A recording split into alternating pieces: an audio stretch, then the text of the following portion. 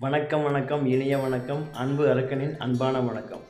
எல்லாட்டையுமே எப்போவுமே நம்ம ஃப்ராங்காக பேச முடியாது, நேர்பட பேச முடியாது, நியாயமாக பேச முடியாது. உங்களால் ஃப்ராங்காக பேச முடியாமல் இருந்தால் கூட ராங்காக பேசாதீங்க.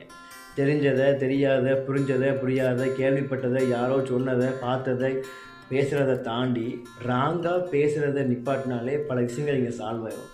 நமக்கு தெரிஞ்ச மாதிரி பேசக்கூடாது, நமக்கு தெரிஞ்சால் மட்டும் பேசணும். இல்லையா, நம்ம பேசக்கூடிய வாய்ப்பு இல்லைன்னா பேசக்கூடாது. இங்கே பல விஷயங்கள் பேசி பேசி பேசி தான் பிரச்சனையே அதிகமாக நிறைய இடத்துல வருது.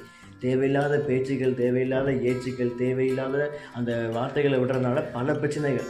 அதனால் மனசில் பட்டதை பேசிட்டு போய்வே நினைக்கக்கூடாது. அது ஃப்ராங்காக பேசுகிறதுங்கிறது வேறு விஷயம். ஃப்ராங்காக பேசுகிறேன் ராங்காக பேசுனீங்கன்னா பல உறவுகள் நம்மளோட விட்டு போகுது.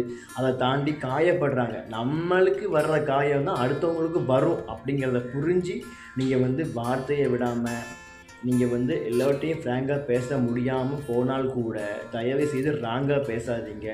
உன்னை போல் பிறரையும் நேசி, பேசும் முன் கொஞ்சம் யோசி. அன்பு அரக்கன்.